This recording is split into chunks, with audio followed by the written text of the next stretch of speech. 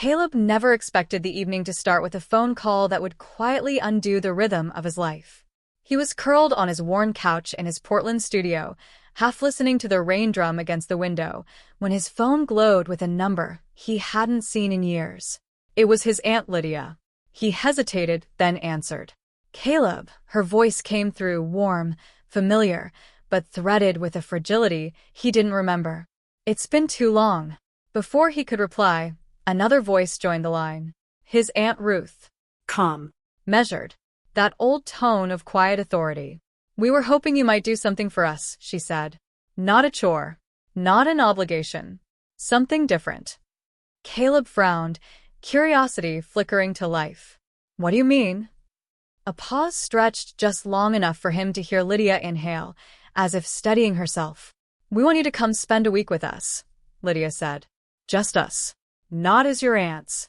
Not as relatives you owe a visit. As people who care about you. And maybe need you more than you know. The words landed like stones dropped into still water, ripples spreading through his chest. The request was so strange he almost laughed. Almost said no. But something in their voices, a softness, a quiet longing, held him back. When, he asked. Tomorrow, if you can, Ruth replied. The call ended, leaving Caleb staring at the dark screen, his heart unsettled. He had grown up knowing very little of them. Two sisters who had built separate lives, one in Oregon, one in Canada. They existed as names on birthday cards, brief holiday calls, polite smiles across crowded dinner tables. And yet, here they were, reaching out as if something important hung in the balance. By morning, he had thrown a bag together and was driving north. The highway unrolled before him, rain giving way to pale, broken sunlight. He told himself it was just family, just a visit. But deep down, a whisper insisted otherwise. The cabin appeared in the afternoon light, tucked among towering pines, its windows glowing amber against the darkening woods. Lydia waited on the porch, her hair loose, a wool shawl draped over her shoulders. She hurried to him and wrapped her arms around him tighter than she ever had before. Her warmth startled him. You're here, she said, her smile trembling. Ruth appeared behind her, elegant and still, her presence quieter but heavier. She touched his arm, steady, grounding. Come inside, Caleb. You must be tired. Inside, the cabin smelled of beeswax candles and fresh bread. A fire crackled in the stone hearth, filling the silence that pooled between them. Lydia guided him to the couch, fussing over his coat, pouring tea, her laughter coming too quickly, nervous, almost brittle. Ruth sat across from him, studying him with thoughtful, unblinking eyes. As he sipped the tea, Caleb realized how strange it felt. They weren't treating him like a nephew. They didn't ask about his job, his mother, his life. Instead, they leaned in. They urged him to talk about dreams, regrets, moments of loneliness. And then they shared small, raw confessions, how life had rushed past them, how the world had grown colder as the years pressed on. The more they spoke, the more the room seemed to shift. This wasn't the chatter of family catching up after years apart. It was deeper, more personal, as if invisible walls had been dismantled. Lydia's eyes lingered on him too long. Ruth's voice softened whenever she said his name. Firelight made the air feel thick, almost intimate.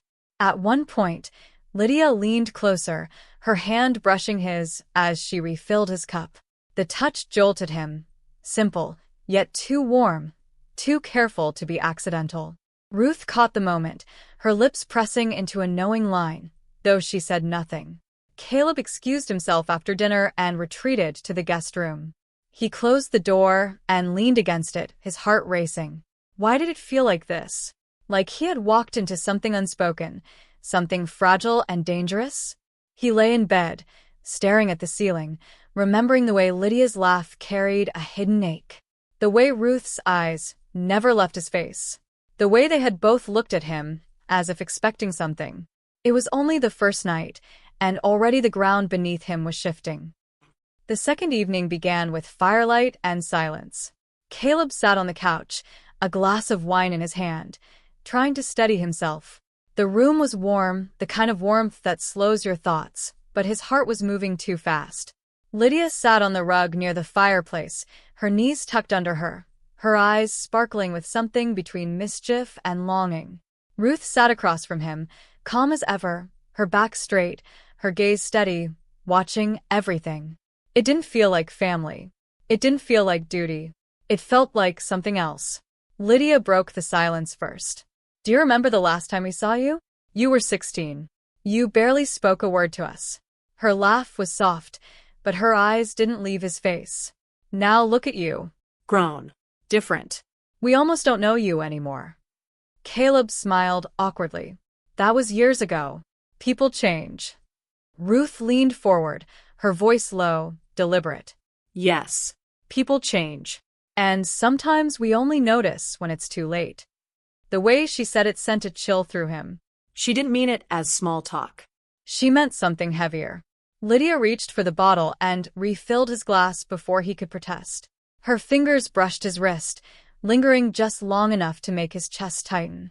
She smiled as if she hadn't noticed, but Caleb knew she had. The conversation drifted, old memories, the way the family had drifted apart, the loneliness of empty houses and passing years. Lydia spoke quickly, her laughter bright but thin, as if she was filling the air to keep it from collapsing into silence. Ruth spoke rarely, but when she did, her words landed like stones in water. At one point, Ruth turned to Caleb directly. Tell us, she said. What do you really want in life? Not work. Not responsibility. What do you really want? The question caught him off guard. He hesitated, staring at the glass in his hand. I don't know, he admitted quietly. Connection? Maybe something that feels real. Neither of them spoke right away. Lydia lowered her eyes as if the answer had cut into her. Ruth nodded once, her face unreadable, but her gaze softened. The fire cracked, sending sparks upward. Lydia leaned closer, resting her chin on her hand, studying him like a mystery she was eager to solve. Ruth stayed still, but the air between them grew charged, thick with words left unsaid. When Lydia laughed again, it wasn't light anymore. It carried something deeper. She told him about her life in Portland, how nights felt longer, how she sometimes sat by the window and wished someone would just sit with her in silence.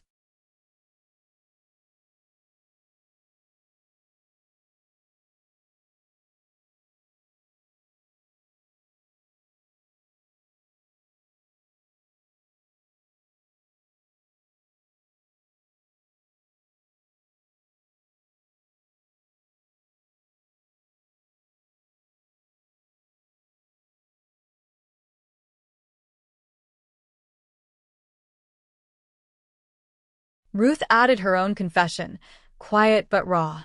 She admitted that sometimes she felt invisible, that people only saw her strength, never her loneliness. Caleb listened, his chest tightening with each word. These were not stories of family chatter. These were confessions, as if they had been waiting years for someone safe enough to hear them. And somehow they had chosen him. He tried to respond, but his words stumbled. Instead, he reached out without thinking, resting his hand lightly on Ruth's. The touch was brief, meant only as comfort, but the moment stretched.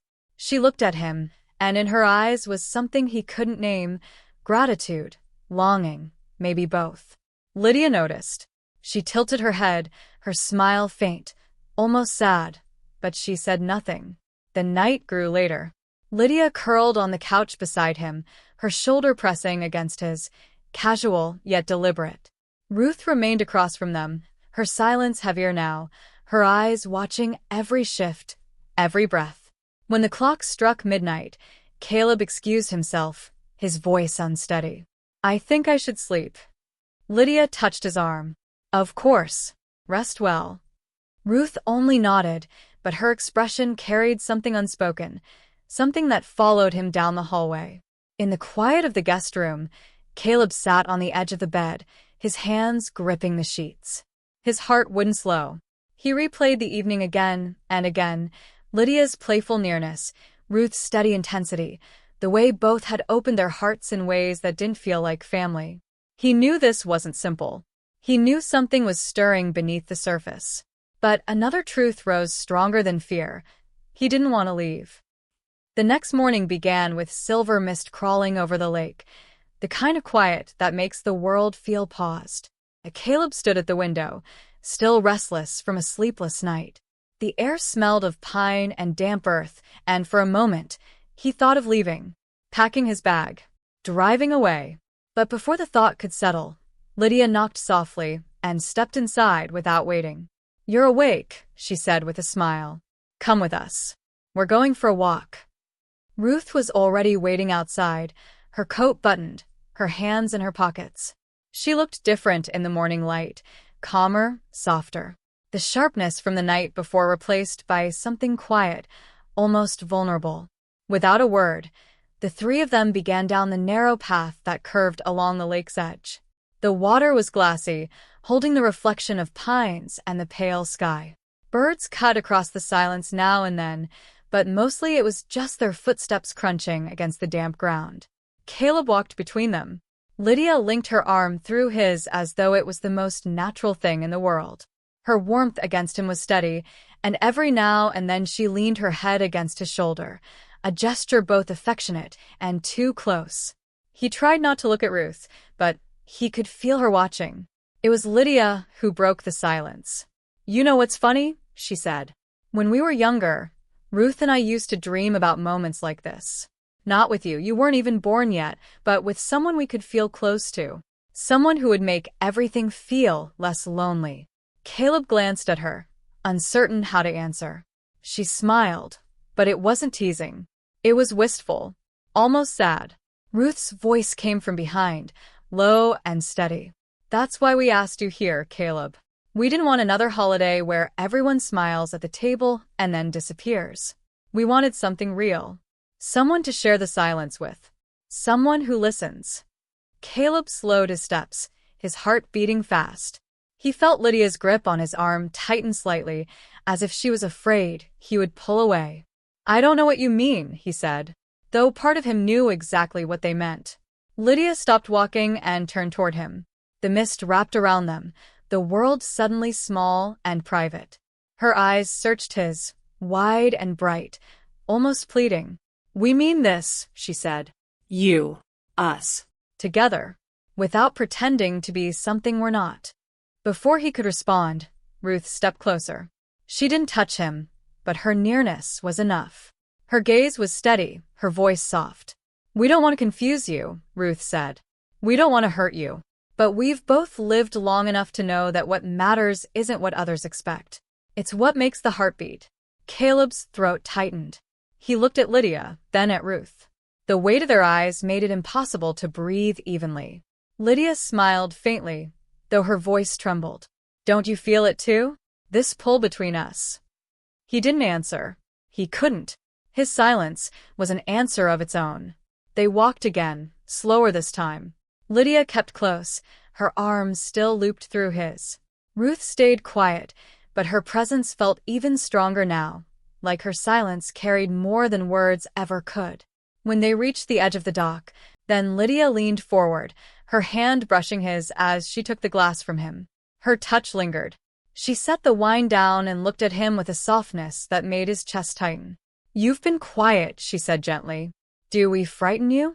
He swallowed. No. I don't understand." Ruth's voice broke the air, calm, but carrying weight. "That's because we haven't told you everything." Caleb's stomach nodded. He looked between them, caught between Lydia's warmth and Ruth's gravity.